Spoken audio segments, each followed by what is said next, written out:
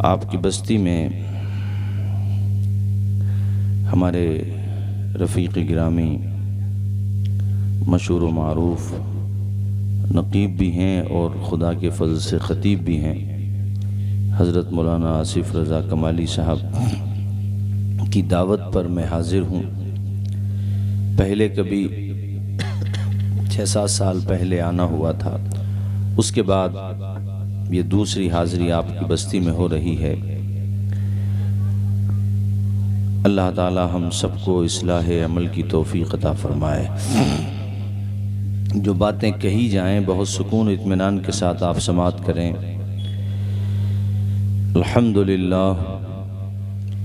अल्हम्दुलिल्लाहि रब्बिल आलमीन वल आक़िबतु लिल मुत्तक़ीन वस्सलातु वस्सलामु अला सय्यदिल मुरसलीन व अला आलिहि व सहबिहि अजमाईन, अम्मा बाद फ़अऊज़ु बिल्लाहि मिनश शैतानिर रजीम, बिस्मिल्लाहिर रहमानिर रहीम।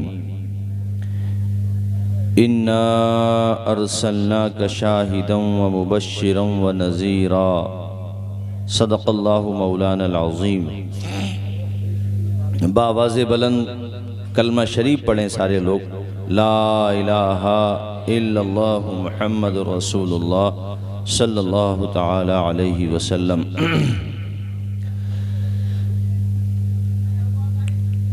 हज़रात, हम तक जो दीन पहुँचा वो सिर्फ बातों से नहीं पहुँचा, बहुत कुर्बानियों के बाद पहुँचा है। हमारे जवानों को कदर नहीं है इस बात की। हमारे प्यारे नबी की पूरी ज़िंदगी आप मुताला करें, पढ़ें, तो हमारे प्यारे नबी की ज़िंदगी का कोई गोशा ऐसा नहीं कि जब आदमी मुताला करे और उसकी आंखों से आंसू न निकल पड़ें। कितनी परेशानियां हुजूर ने उठाई हैं दीन फैलाने के लिए। हमारे यहाँ तो हाल ये हो गया है, पहले वो ताश के पत्ते होते थे, उसके ज़रिए जुआ खेला जाता था, वो तो चल ही रहा है। उसके अलावा अब मैच के ज़रिए भी सट्टा खेला जा रहा है। IPL शुरू हो जाए, कोई ट्रॉफी होने लगे, कोई कप होने लगे, कोई वर्ल्ड कप होने लगे, तो मैं और कौमों की बात नहीं करता, अपनी कौम की बात कर रहा हूँ।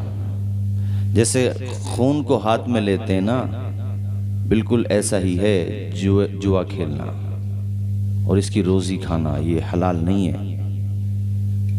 तुम्हारे हिस्से में अल्लाह ने जो रोज़ी रकम फरमा दी है, कातिब तकदीर ने जो लिख दिया है, जब तक तुम्हें मिल नहीं जाएगा मौत नहीं आएगी तुम्हें।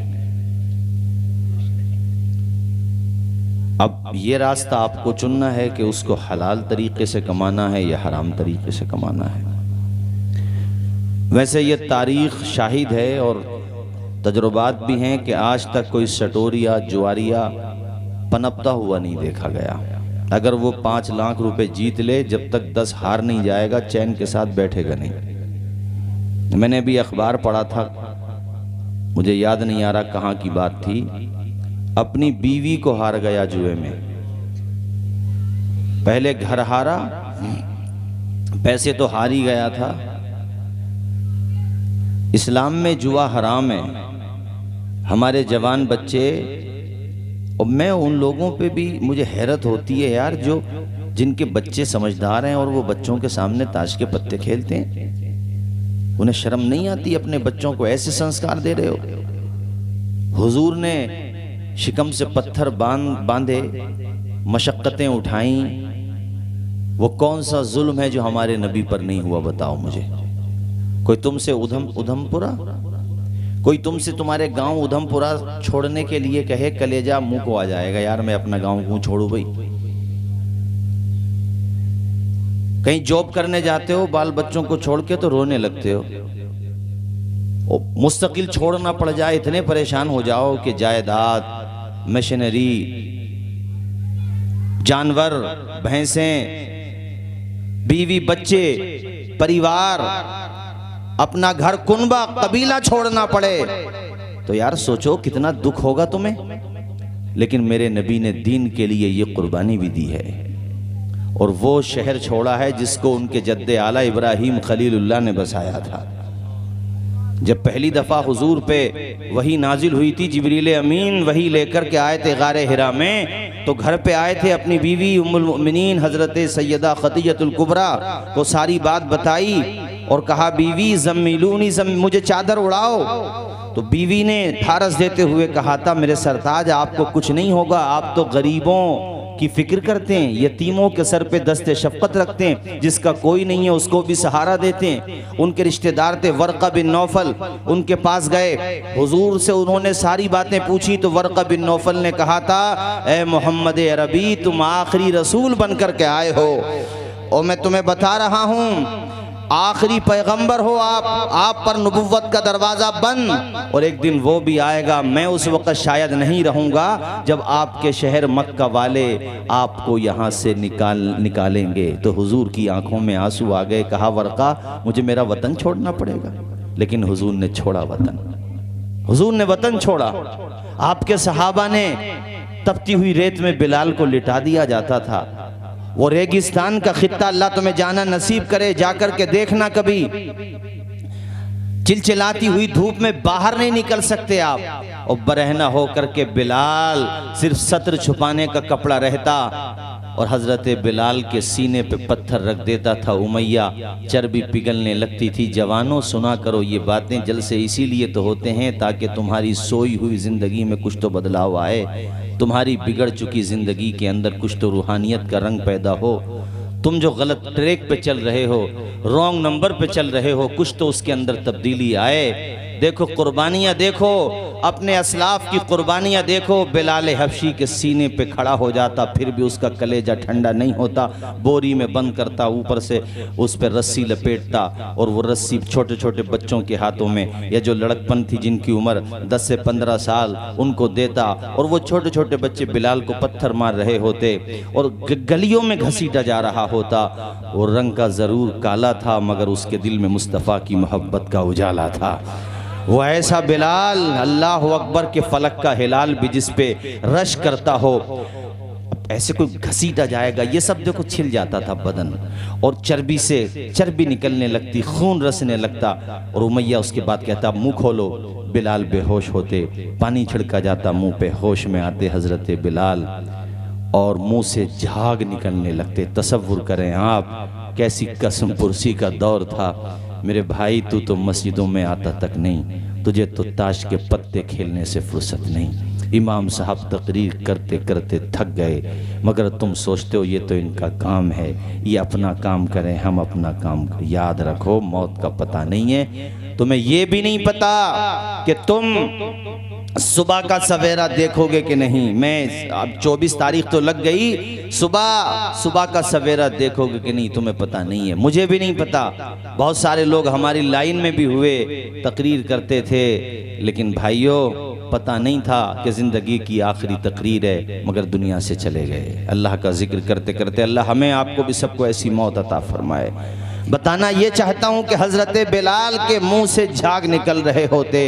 अब उमैया कहता बिलाल तुझे होश आया, तो आप आंखें खोलते, तकलीफ से पूरा बदन करा रहा होता, आपकी आहें निकल रही होती, मगर रहम की भीख नहीं मांगते थे, उससे ये नहीं कहते थे तू मुझे छोड़ दे। अगर दुआ मांगते थे तो उमैया की तरफ रहम की निगाहों से नहीं देखते थे, अपने खुदा की तरफ रहम की निगाह और रहम की भीख मांगते थे। मौला इस जालिम के जुल्म और सितम से मुझे बचा ले मेरे मालिक। उमैया कहता था बिलाल इतना पिटने के बाद तो तेरे अंदर कुछ चेंजिंग आई होगी, अब तो तेरे ऊपर मोहम्मद अरबी का रंग उतर गया होगा, ये जो तेरे ऊपर उनका नशा चढ़ा हुआ है, अपने लहजे में वो कहता वो कुछ उतरा होगा। बिलाल के जो जुमले थे, सुनो मेरे दीनी भाइयों, कलेजे पे हाथ रख के सुनो, कभी महसूस करो इन जुमलों का सोजो गुदाज, इन जुमलों में छुपा हुआ फलसफे इश्क़ रसूल कभी महसूस तो करो। हजरत बिलाल कहते थे, उमैया जितना तेरा जुल्म बढ़ता है उतना ही बिलाल का इश्क बढ़ जाता है, जितना तेरा सितम बढ़ता है, अरे तेरे सितम के सारे कोड़े ख़त्म हो सकते हैं मगर बिलाल हबशी की रगों से मोहब्बत मुस्तफ़ा का लहू ख़त्म नहीं हो सकता। तू मेरे पोरों से नाखून खींच सकता है, मेरे दहन से ज़बान खींच सकता है, मेरे जिस्म से खाल खींच सकता है, मगर तुझे पता नहीं है अता करदा खुदा का रुतबा ज़ीशान मत लेना, हमारी जान ले लेना मगर ईमान मत लेना। इन्होंने कुर्बानियाँ इसीलिए दी थीं कि उनके चाहने वाले आगे चल कर के ये गुनाह करें। बाज बाज हमारा भाई ऐसा है जो खिंजीर की तरह नापाक चीज, जैसे खिंजीर खाना नापाक नजिसुल ऐन, वैसे ही शराब भी और उसकी हुर्मत कतई ऐसी बदतरीन चीज मुसलमान के ख्यालों फिक्र में नहीं आना चाहिए। वो उसके कमरों तक कैसे पहुंच गई, वो उसके हाथों तक कैसे पहुंच गई, अरे जहन में भी ख्याल नहीं आना चाहिए शराब का। मेरे नबी पर जब वही नाजिल हुई थी, शराब की हुर्मत स्टेप बाय स्टेप आई थी, आखिर में जब ऐलान हो गया कि अब शराब हराम हो गई, वो जो घड़े, वो जो मशकीज़े शराब से भरे हुए थे, सहाबा ने सब पटक दिए थे रोडों पे आकर के, सड़कों पे पानी की जगह शराब बह रही थी। सारे सहाबा कहते थे, हुजूर जो आप कहेंगे वही पिया जाएगा, हम वो हरगिज नहीं पिएंगे जिससे आप नाराज हो जाए, आपका खुदा नाराज हो जाए। तुम्हें क्या हो गया, ऐसी हराम चीजें पीता है मुसलमान, शर्म नहीं आती, गैरत नहीं आती, जरा बराबर खौफ नहीं आता। उम्मुल खबाइस है शराब, बुराइयों की जड़ है शराब। एक रिवायत किताबों में मिलती है कि एक बंदा पहली उम्मतों में बड़ा अच्छा बंदा था, नेक बंदा था, उसको आजमाने के लिए देखो कैसी आजमाइश में गिरफ्तार हुआ। एक औरत ने उसको अपनी नौकरानी के जरिए घर पे बुलाया, वो फिदा हो गई, मगर चूंकि वो नेक बंदा था उसके बहकावे में नहीं आया, किसी बहाने से उसने अपनी नौकरानी या नौकर के जरिए घर पे बुलाया, अंदर से दरवाजा लॉक कर दिया। अब वो नेक बंदा था, वो घबरा गया कि तेरा इरादा क्या है। वो नापाक आज़म लेके बैठी हुई थी। औरत ने कहा, या तो तू जो मैं चाहती हूं वो इकदाम कर। उसने हाथ जोड़ना शुरू कर दिए कि ये सख्त गुनाह है, ऐसा किस तरह से मैं स्टेप ले लूं। जानते हो उस औरत ने 3 ऑप्शन रखे, दूध पीता बच्चा था, या तो इसे कत्ल कर दे, या मैं जो कहती हूं वो कदम उठा, या फिर बोतल में या किसी बर्तन में शराब रखी हुई थी वो पी ले।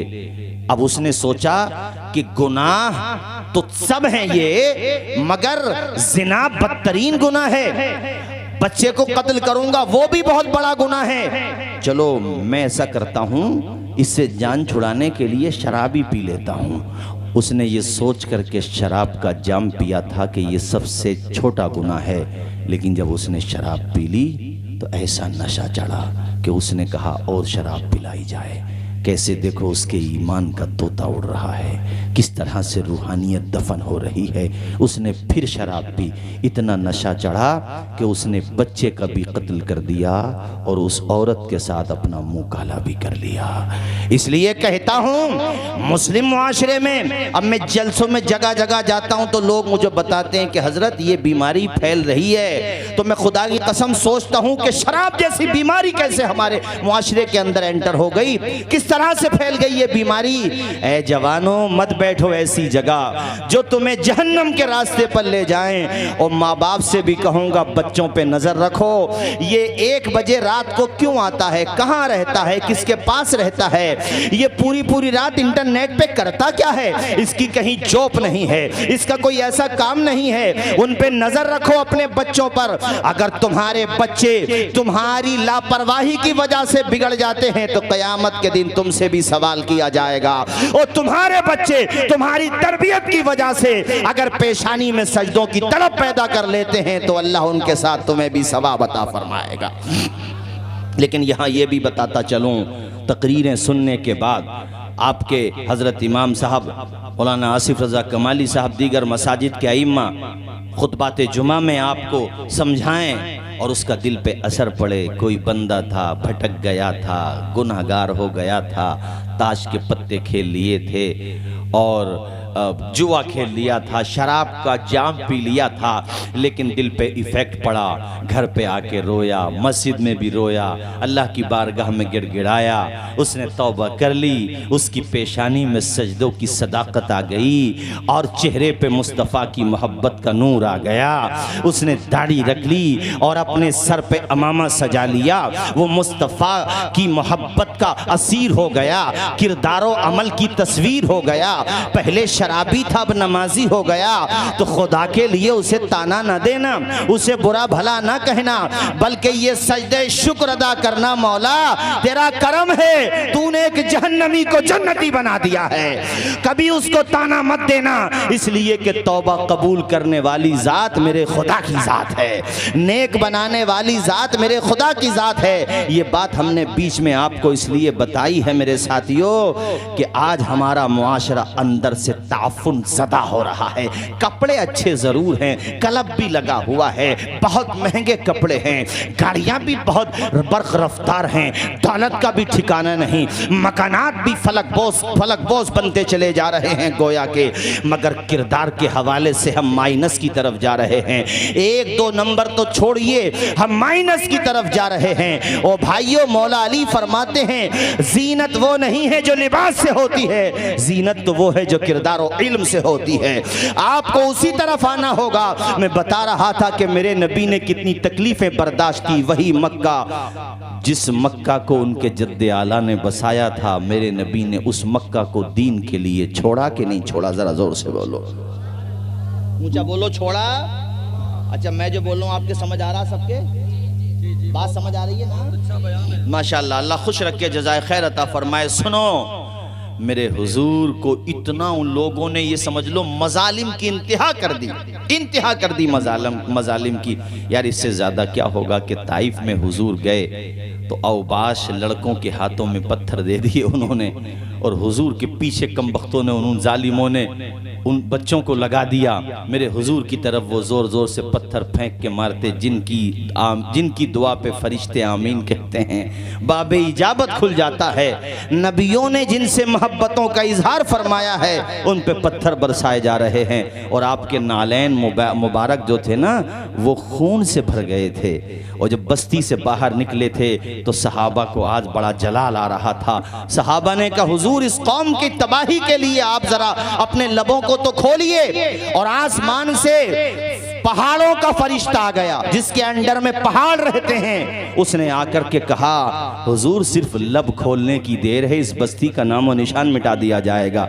मेरे हुजूर ने फरफा यदई, हुजूर ने अपने दोनों हाथों को उठाया।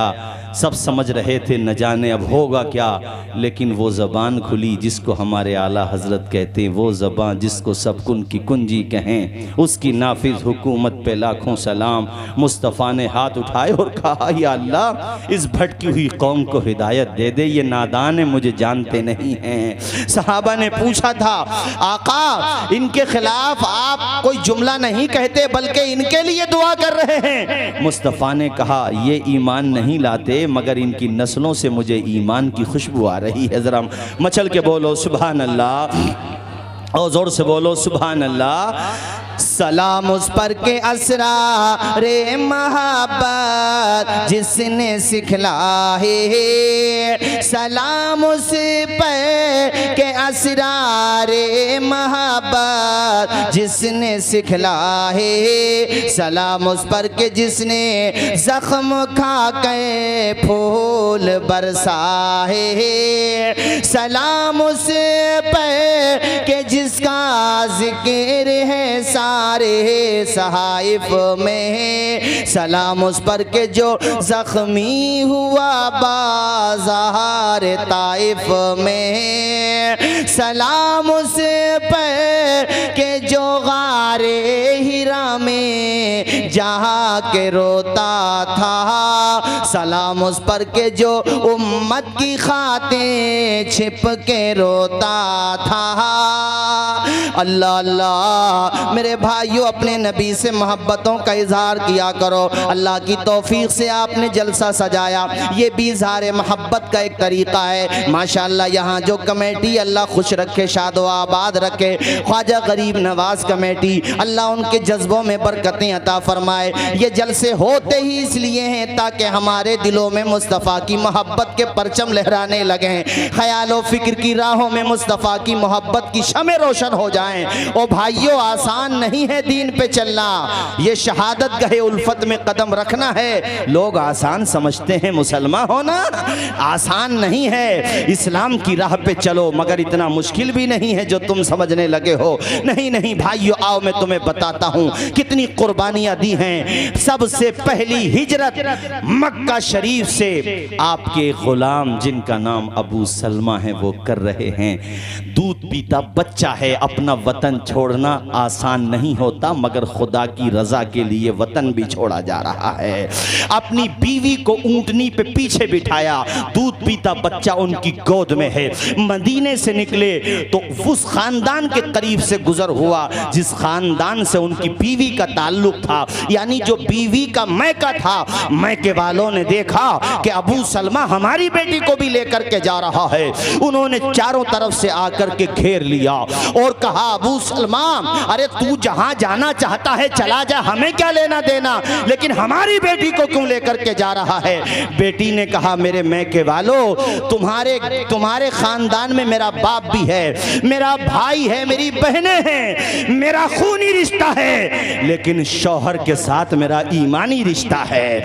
मुझे जाने दो मेरे शौहर के साथ। मगर शौहर अकेले थे, बीवी भी अकेली थी। वो पूरा परिवार आ गया, क्या करती बीवी, जबरदस्ती रोक लिया गया। कहा, तुझे कैसे जाने दे वहां मरने के लिए, क्या पता कहां जा रहा है अबू सलमा। हिजरत करके अबू सलमा मदीना जा रहे थे। मेरे भाइयों तवज्जो के साथ सुनो मेरे दोस्तों, जब ये बात अबू सलमा के परिवार वालों को पता चली तो परिवार वाले भी आ गए और उन्होंने कहा कि तुमने हमारे भाई की बीवी को रोक लिया, जब तुमने अपनी बेटी को रोका है तो तुम्हारी बेटी की गोद में जो बच्चा है वो हमारे भाई का बच्चा है, वो बच्चा हमें चाहिए।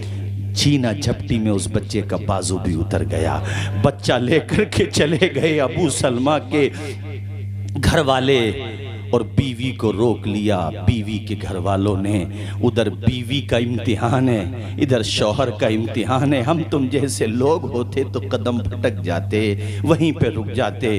अबू सलमा ने रोती हुई आंखों से बीवी से कहा, खुदा हाफिज, अल्लाह ने ज़िंदगी रखी तो फिर कभी मुलाकात होगी, लेकिन होना तो वही है जो हमारे नबी ने हमें हुक्म दिया है। मेरी बीवी में रुकूंगा नहीं। तो बीवी ने अपने शौहर की पेशानी चूमी और कहा, मेरे सरताज, मुझे तुमसे यही उम्मीद थी, मेरी फिक्र न करो, तुम वहीं पहुंच जाओ जहां जाने का हुजूर ने हुक्म दिया है। अल्लाह ने कि अल्लाह की तौफीक रही, उसकी ताईद रही, ज़िंदगी में फिर मुलाकात होगी। ऐसे छोड़ना आसान नहीं होता। 1-2 महीने के लिए बीवी बच्चों को छोड़ के चले जाओ, 2-4 दिन मौलाना आसिफ साहब फोन पे बात ना हो, बच्चों की याद आने लगती है। कोई एसी रूम में सुलाता हो, बेहतरीन इंतजाम करता हो, 10 दिन हो जाएं तो जी चाहता है उड़ के अपने घर पे पहुंच जाओ। यहाँ बीवी बच्चों को छोड़ा जा रहा है, किसके लिए? खुदा की रजा के लिए। क्या तुम अल्लाह की रजा के लिए ताश के पत्ते नहीं छोड़ सकते? क्या तुम अल्लाह की रजा के लिए शराब की आदतें नहीं छोड़ सकते? जलसा कराते हो तो जलसे में इनकलाब लाने की कोशिश करो। मौलाना आसिफ साहब क़िबला खुतबात जुमा में बार बार समझाते हैं, उसको अमली जामा पहनाने की कोशिश करो। मेरे साथियों, यार बात तो तब है जब तुम्हारी रूहों के अंदर बदलाव आ जाए और मुझे फोन करके मौलाना आसिफ साहब कहें कि माशाअल्लाह गरीब नवाज कमेटी ने जो जलसा किया उसका रंग ही अलग रहा, ढंग ही अलग रहा। वो जवान जो मस्जिदों में जुमे के दिन नजर आते थे, पता नहीं जलसे से कैसा इनकलाब आ गया। हर रोज 5 वक्त खुदा नजर आ रहे हैं, हमें हर वक्त नमाज पढ़ते हुए नजर आ रहे हैं, तब मैं भी समझूंगा मेरा आना कामयाब रहा और आपका बुलाना कामयाब रहा।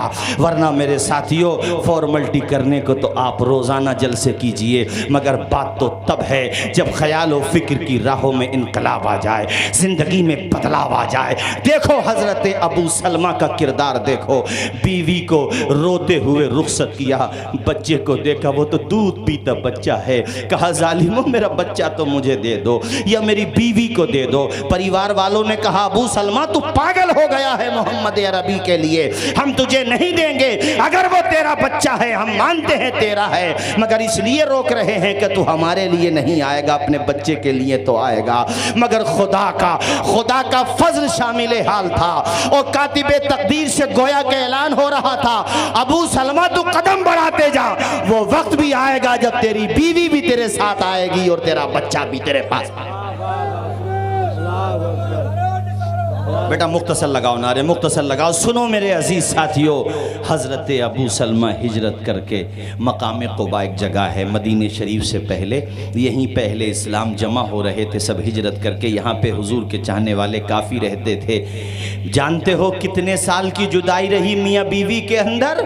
वो बावफा बीवी थी। अभी बिरादर गिरामी मौलाना आसिफ साहब बीवियों को नसीहत कर रहे थे, मैं भी करूँगा। देखो बीवियों, सीखना है तो अबू सलमा की बीवी से सीखो। जिस जगह पे जुदाई हुई थी, जिस जगह पे छीना झपटी हुई थी, जहाँ पे शौहर निगाहों से ओझल हुआ था, रोज़ाना बीवी वहाँ पर दिन में आकर के बैठ जाती थी और वहीं किसी महफूज जगह पूरे दिन बैठी रहती, अपने शौहर को याद करती और अपने दूध पीते बच्चे को याद करती। माँओं के लिए बच्चे छोड़ना आसान नहीं होता, बच्चों के लिए तो माँ बाप छोड़ना बहुत आसान होता है। वो तो 4-5 बेटे हो गए तो कहते हैं 1 महीना तुम खाना खिला लो, 1 महीना तुम खाना खिला दो। तुझे पता नहीं है तेरे माँ बाप ने तेरे लिए अपना खून पसीना बना करके बहाया है?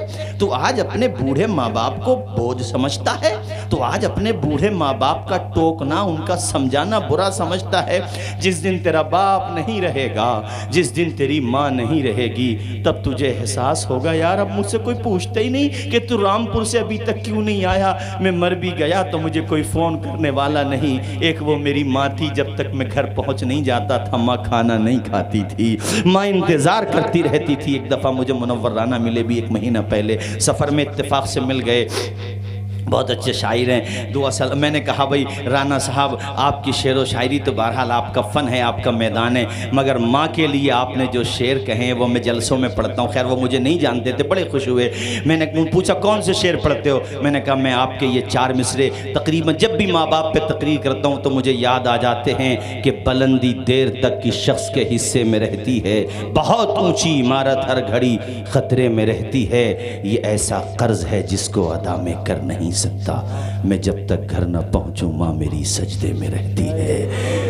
अल्लाह अल्लाह। घर से निकला करो, रामपुर को जा रहे हो, मुरादाबाद को जा रहे हो, दोस्तों को तो कहते हो, सबको कहते हो, एक दफ़ा माँ से भी कह दो माँ मैं रामपुर तक जा रहा हूँ। वो बूढ़ा बाप बेचारा बैठक में बैठा देखता रहता, न पूछना न गचना, किधर जा रहा किधर नहीं, तो उंगली पकड़ के चलता था अपने बाप से। अगर इतना बोल देगा अब्बा जी मैं ज़रा रामपुर तक जा रहा हूँ, मेरे लिए दुआ करना, इंशाल्लाह शाम तक आ जाऊँगा, तुझे क्या पता, तू नहीं भी कहेगा तब भी तेरे लिए दुआ करेंगे, मगर तू कह के जाएगा तो माँ बाप का कलेजा बड़ा हो जाएगा, उनके दिल से दुआएं निकल जाएंगी। वो मुनव्वर राना के मिसरे बहुत अच्छे कहे, हमारे कुछ गुनाहों की सज़ा भी साथ चलती है, अब हम तन्हा नहीं चलते, दवा भी साथ चलती है। और खुदा की कसम ये शेर तो मेरा कलेजा चीर देता है। और मैं अल्लाह से दुआ करता हूँ कि मालिक सबकी माँओं का साया दराज रखे, सबके बाप का साया दराज रखे, और जिनके माँ बाप दुनिया से जा चुके हैं मौला उनको कब्रों में राहत व सुकून अता फरमाए। मालिक मौला मेरे वालिद मरहूम की मग़फ़िरत फरमाए और मेरी वालदा का साया मेरे सर पे तादेर कायम और दायम फरमाए। मेरा कलेजा फटता ये सोच करके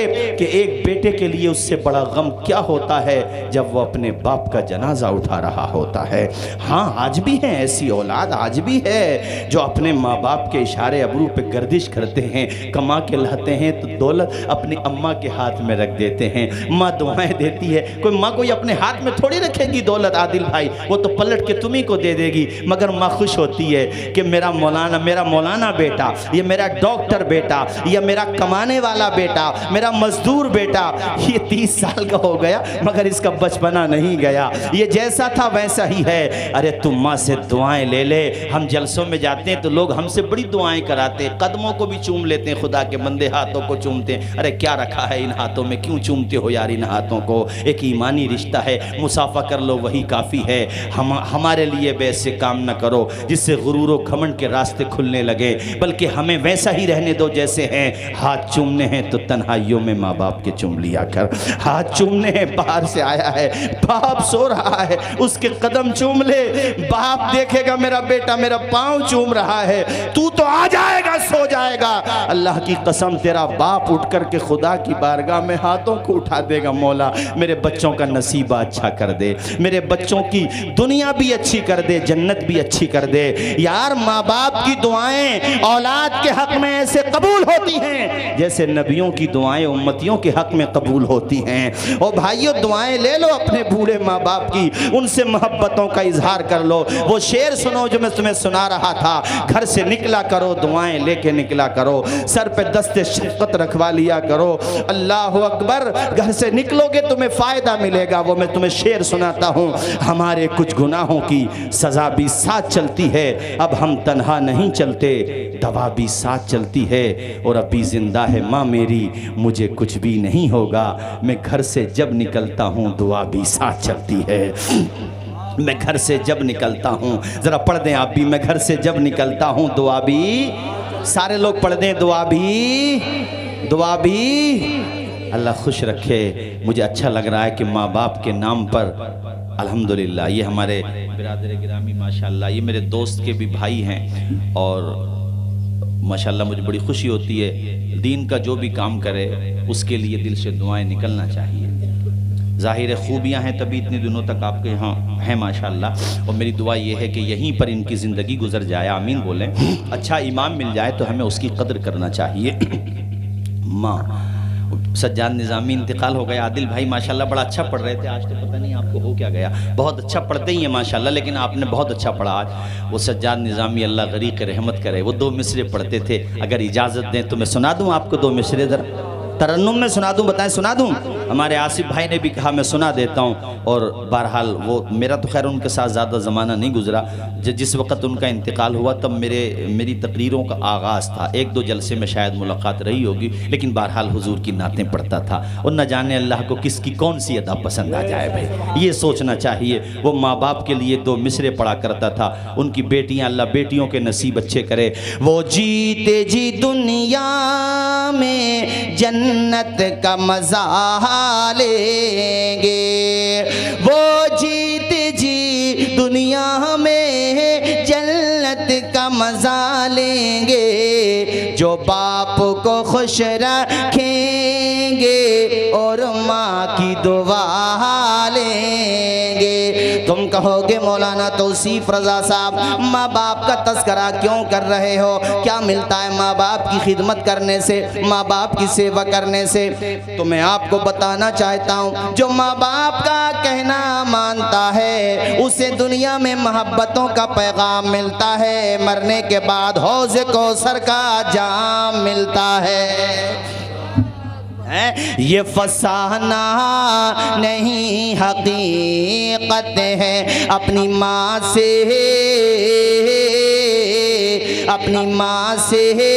जिसे मोहब्बत है। गौर से पैर तू क्यों नहीं कहता, गौर से पैर तू क्यों नहीं कहता, माँ के कदमों के नीचे जन्नत है। और देखो ये मन बना रहे हो ना कि इंशाल्लाह अपने माँ बाप की खिदमत करेंगे, बना रहे हो? और नौजवानों तुमसे भी कह रहा हूँ अपने माँ बाप से कोई बात डांट देते हैं माँ बाप, तो माँ बाप हैं, कमा भी तो रहे। अच्छा, जलसों में माँ बाप, माँ के लिए बहुत तकरीर होती है, जो हिस्सा भी होना भी चाहिए, लेकिन थोड़ा सा तस्करा ना बाप का भी ज़रूरी है, क्योंकि भाई रुतबा तो माँ का ज़्यादा है बिलाशुबा, लेकिन बाप भी जन्नत का दरवाज़ा है। बात क्या है कि वो माँ जो है सिन्फ़ नाजुक है और माँ के अंदर जज्बात ज़्यादा होते हैं, मोहब्बत का तला, तो माँ बेतकल्लुफ़ हो जाती है बच्चों से। बाप क्या है, अपना भरम बनाता है, वो ये सोचता मैं बेतकल्लुफ़ हो गया तो कहीं मेरा बेटा बिगड़ ना जाए। और बाकी मोहब्बत मैंने एक बाप को देखा, मैं जलसे में गया तो मिलने आए मुझसे, अकेले में मिले बेचारे, वो कहीं मौका नहीं मिला तो फिर किसी तरीके से बहरहाल वो जहाँ मैं सो रहा था पहुँच गए।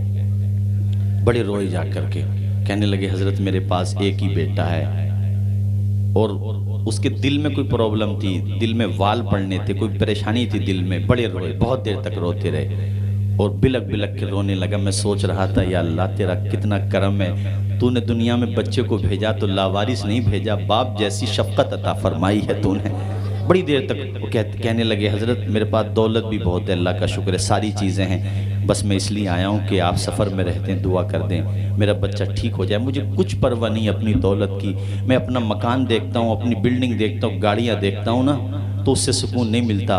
अपने बच्चे के लबों पे मुस्कुराहट देखता हूँ, मेरी थकान उतर जाती है। ऐसा प्यार होता है बाप को भी। ये ना सोचें आप लोग कि जलसों में जिक्र नहीं होता है तो बाप का रुतबा नहीं होता। बहुत मोहब्बत होती है बाप को भी मोहब्बत होती है। मैं बस बरसबील तस्करा बता रहा हूँ। एक दिन ऐसा हुआ, वो हमारी बेटी पढ़ती है स्कूल में, तो अभी छोटी है, मतलब ऐसी 6-7 साल की, 2 साल पहले की बात है। वो इत्तेफाक से स्कूल वैन जो है वो होता, कई दफ़ा ध्यान नहीं दिया ड्राइवर ने, तो वो जो है स्कूल वैन आ गई। हमारा घर काफ़ी कुछ दूर है स्कूल से, तो वो जो वहाँ पे स्कूल में रहते हैं उसके पास हमारी बेटी गई। नंबर तो रहती है उनके पास, पेरेंट्स का नंबर रहता है। उसने फ़ोन किया तो मेरी बेटी का जो फ़ोन आया, खुदा की कसम मैं इतना रोया। और मैं सोच रहा था कि यार कितनी अल्लाह ताला ने मोहब्बत दी है औलाद के लिए, यानी थोड़ी देर की भी घबराहट औलाद की बाप को भी बर्दाश्त नहीं होती। मैं सोच रहा था यार मुझे बर्दाश्त नहीं होती तो उसकी अम्मी का क्या हाल होगा भाई, क्योंकि माँ को तो मोहब्बत ज़्यादा होती है बिलाशुबा, लेकिन बाप को भी बहुत होती है। मैं आपसे कहना ये चाहता हूँ कि आप लोग अपने माँ बाप की खिदमत करें। ये आज के जलसे का एक पैगाम मैं आपको दे रहा हूँ। अगर कभी डांट दें, किसी बात के ऊपर थोड़ा मार भी दें तो दिल पे न लें, सोचें हमारे माँ बाप ही तो हैं, अच्छे के लिए डांटा होगा। तुम्हें आज बुरा लग रहा है, बुरी सोहबत के लिए डांटा है कि गलत जगह क्यों बैठता है, इमाम साहब के पास जाके चला जा, नमाज सीख ले उनके पास, इसलिए डांट दिया। लखनऊ में माँ ने बच्चे को वो पबजी गेम के लिए उसको डेटा कराना था, वो पैसे थे नहीं। एबीपी न्यूज़ पे खबर चली, माँ ने नहीं दिए, इसी वजह से कि बिगड़ गया बहुत ज़्यादा, 24 घंटा उसी में पड़ा रहता, जब भी उठता तो गेम ही खेलता वो। तो एबीपी न्यूज़ पे आया, इतना अहंकारी हो गया था वो बच्चा कि उसने अपनी माँ का मर्डर कर दिया, यानी उसके हाथ कोई हथियार लगा और माँ को मार दिया उसने। अखबारों में चला। अच्छा, हुकूमतों को भी मैं कहूँगा इनकी कानों पे जूं नहीं रेंगती। अबे ऐसी चीज़ों पे प्रतिबंध क्यों नहीं लगाते? ऑफलाइन जुए पे प्रतिबंध है, लेकिन ड्रीम 11 बोले क्या बोलते हैं यार उसको, उस पे प्रतिबंध नहीं है। यानी ऑनलाइन जुआ खेलो तो वो चलेगा, वो लीगल है, और अगर ऑफलाइन खेलो तो इनलीगल है। अबे चोरी अंधेरे में हो या उजाले में हो, चोरी तो चोरी है। पाबंदी क्यों नहीं लगाते आप लोग? ऐसे गुटके के पैकेट पे लिखा होगा इसका खाना सेहत के लिए हानिकारक है। अबे जब हानिकारक है तो परमिट क्यों दे रहे हो तुम लोग? तुम तो डकैती खुद कर रहे हो, सबसे बड़े डकैत तो तुम ही हो। शराब की दुकानों पे लीगल एतबार से शराब की दुकानें खोली नहीं जा सकती।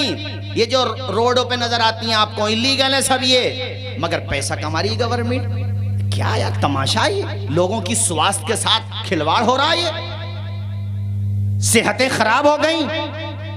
ऐसे ही पबजी गेम के बारे में बताते हैं लोग कि उस पे लिखा हुआ होता है इसकी कृपया करके इसकी आदत न डालें, लत पड़ने पर आपको नुकसान पहुंच सकता है। इन गधों से कोई ये पूछे, अबे तुम हाथ में माचिस की तिल्ली दे रहे हो और कह रहे हो कि जलाना मत वरना नुकसान हो सकता है। अबे नुकसान तो हो गई जब जलागा तो वो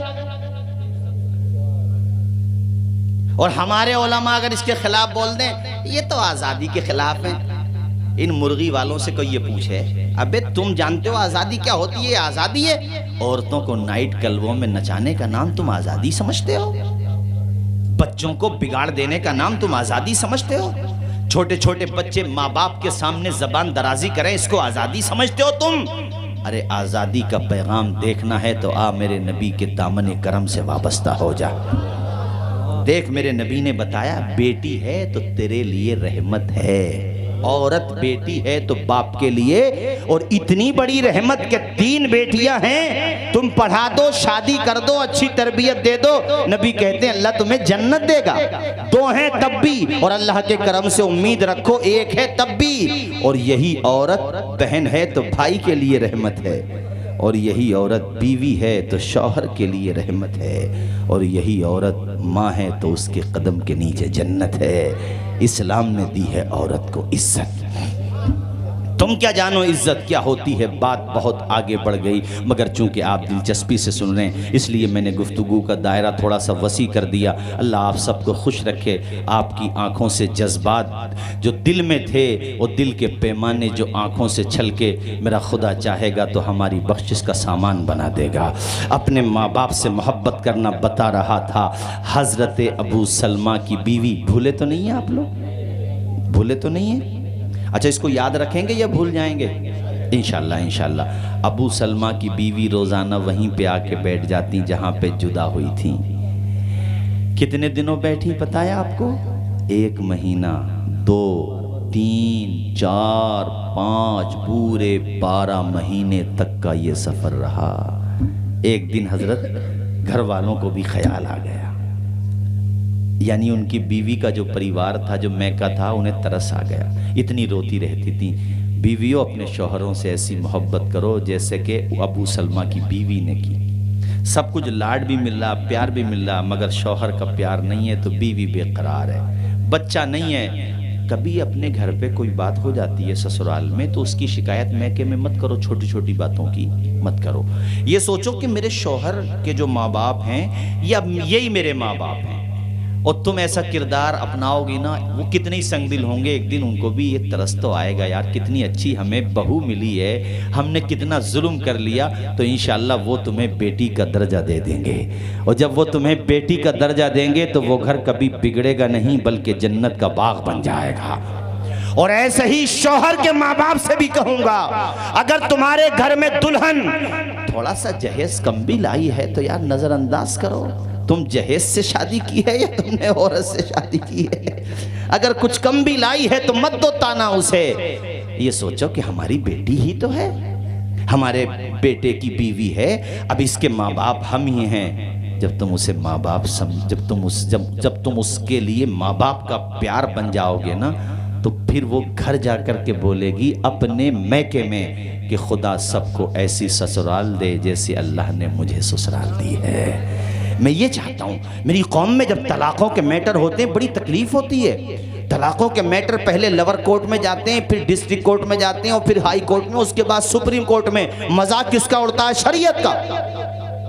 तो मत करो ऐसी हरकत। गुस्से में हो जाओ हजरत मौलाना आसिफ साहब क़िबला के पास, पहले सल्यूशन लो।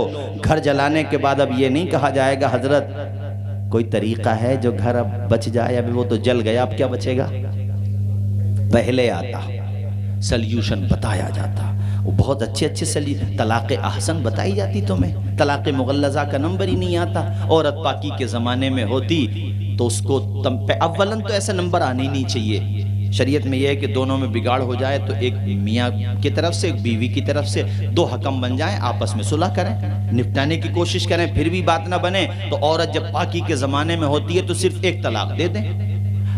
3 महीने 10 दिन तक अगर औरत और बीवी दोनों को ये लगे कि यार जो रोया वो पहले को ही रोया, औरत ये शौहर ये सोचे जो रोया वो पहली को, बीवी ये सोचे जो रोया वो पहले को रोया, लगे कि तो उसी में रजत कर लेंगे, बात खत्म, न निकाह की जरूरत है और कोई परेशानी भी नहीं आएगी, और मन बनाए लिया कभी निकालना ही है तो 1 ही तलाक दे दो। 3 महीने 10 दिन तक बात ही मत करो, वो निकाह से निकल गई, सीधी सीधी बात है। तो हजरत बेनिफिट क्या मिलेगा? बेनिफिट ये मिलेगा कि अगर फिर तुम्हें लगा यार बच्चे भी हैं वही ठीक था मामला अपना पहला वाले ही लगा तुम्हें। मौलाना आसिफ साहब यार देखो कोशिश करके, हजरत पूछेंगे कितनी दफ़ा बोला था? एक दफ़ा बोला था। तो अब तुम्हें हलाला की परेशानी ये सारी झंझट नहीं है, बस तुम ऐसा करो गवाह लेकर के आ जाओ और थोड़ा सा नजराना लेकर के आ जाओ और माशाल्लाह और जो है आ जाओ, किसी चीज की जरूरत नहीं है, निकाह हो जाएगा। तो बताओ परेशानी से बचे के नहीं बचे? बोलो जोर से बोलो, बचे के नहीं बचे? मगर पहले पूछो तब बताए ना, घर फोड़ के आते। सर फोड़ने के बाद तो भाई साहब फिर ऑपरेशन ही होता है। सर फोड़ के आओगे तो फिर अस्पताल ही जाओगे, घर बिगाड़ के आओगे तो फिर देखो परेशानियां पड़ेंगी। इसलिए मैंने पैगाम दिया, 1 साल तक उनकी बीवी, फिर घर वालों को ख्याल आया, कहा ठीक है तू चली जा, जहां जी चाहता है वहां चली जा। रो रो के बुरा हाल कर लिया तूने।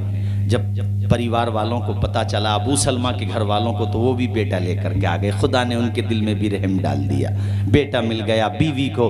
और बीवी जो है कहा मुझे कोई सवारी तो दे दो, मुझे यसरफ जाना है। ये ऐसे नहीं था जैसे रामपुर से मुरादाबाद चले गए, नहीं, 350 मील की मसाफत है। साथ में किसी को भेजा नहीं उन्होंने कि तू जाना, अब तुझे जाना ही है तो जा, जिसका तूने कलमा पढ़ा उसी के भरोसे पे जा। वो कैसी वफादार बीवी थी, अल्लाह के भरोसे पे चल पड़ी। सुभान अल्लाह बोलो जरा जोर से, सुभान अल्लाह। कोई नहीं है, बस अपना बच्चा है। अल्लाह अल्लाह। अकेली जा रही हैं हजरत अबू सलमा की बीवी। रास्ते में देखो एक गैर मुस्लिम है, अभी मुसलमान नहीं हुए, इनका नाम है उस्मान बिन तलहा। इन्होंने देखा तो पहचान लिया, ये हमारे अरब की बेटी है, कबीला है, हमारी तरफ की लड़की है ये। करीब गए, कहा बेटी तू कहाँ जा रही है? क्या ऐसे ऐसे बात है? तो वो भी रो दी। हालांकि देखो मुसलमान नहीं थे, मगर दया आई उन्हें और कहा तू अकेली नहीं जा सकती, मैं तुझे छोड़ करके आऊँगा। ऊँटनी की नकेल पकड़े रहे, यहाँ तक के वो दिन भी आया। उधर जब शौहर को पता चला 1 साल के बाद मेरी दुल्हन आ रही है, मेरी बीवी, मेरी शरीक है हयात, तो वो भी आ गए। मकाम कुबा के बॉर्डर पे आ जाते थे रोज़ाना कि आने इससे जाएंगे ना आप, ऊँट से, घोड़े से, इसकी सवारी से मेरे ख्याल से 12 दिन लगते हैं, 12 दिन। हाँ, तो बहरहाल वो सवारी पहुंची। उस्मान बिन तलहा की बड़ी तारीफ करती थी अबू सलमा की बीवी कि मैंने ऐसा शख्स नहीं देखा जिसने हर चीज का ख्याल रखा। जब सोने का वक्त हो जाता तो दूर जाकर के सोता। और ये उस्मान बिन तलहा बाद में मुसलमान भी हो गए थे। बोलो मचल के सुभान अल्लाह, जरा जोर से बोलो सुभान अल्लाह। कितनी कितनी परेशानियां उठाई तो मैं बताना ये चाह रहा हूं, कैसी कैसी मशक्क़तें उठाई। इंशाअल्लाह फिर आऊँगा तो तफसील से बताऊँगा। फ़िलहाल सिर्फ इतना समझो कि अब वो दिन भी आया कि जब हुजूर ने हिजरत का प्रोग्राम बनाया और अबू बकर के पास दिन में आए और कहा अबू बकर आज रात में किसी वक्त आना होगा और ऐसे ऐसे चलना है।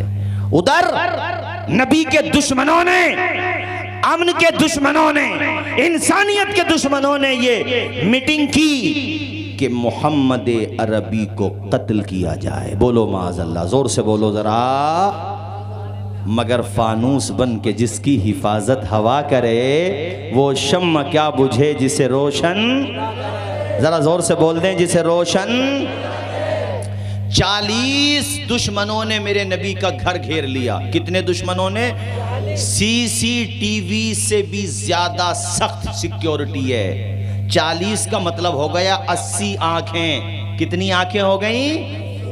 दरवाजे पर चारों तरफ से तलवार बाहर है नियाम से कि अंदर से निकलेंगे हम हमला करेंगे। उधर नबी अंदर बुलाते हैं अली को और कहा अली 2 जिम्मेदारियां दे रहा हूं, देखिए मेरी चादर ओढ़ के सो जाओ आराम से, और ये कुछ पैसे मैं तुम्हें दे रहा हूं, ये पैसे तुम्हें उन तक पहुंचाना है जिन्होंने मेरे पास अमानतें रखी हैं। मेरे नबी जा रहे हैं मगर किसी की अमानत लेकर के नहीं जा रहे हैं। ये लोग कलमा नहीं पढ़ते थे मक्का वाले बहुत सारे, मगर पैसे रखने होते, दिरहम रखने होते, सोना और चांदी रखना होता तो कहीं और न जाते, आमना के लाल के दरबार में आ जाते। यार मैं तुम्हें यह चाहता हूं कि तुम भी अपना किरदार इतना अच्छा बना लो कि गैर मुस्लिम भी हो तो वो ये कहे, कुछ भी कहो भाई मुसलमान झूठ झूठा नहीं होता। कुछ भी कहो भाई, मुसलमान अमानत में खयानत नहीं करता। कुछ भी कहो भाई, मुसलमान जबान का पक्का होता है। आज तुम्हारी जबान का कोई भरोसा ना रहा। आज हमारे मुआशरे में झूठ फैल गया, गीबत फैल गई, इसलिए लोग ये समझते हैं कि ये जो कर रहे हैं यही इस्लाम होगा। अपने किरदार से इस्लाम की बदनामी न कराओ। हजरत तशरीफ ले आए, बल्कि इस्लाम की तारीफ का काम करो। नारे तकबीर।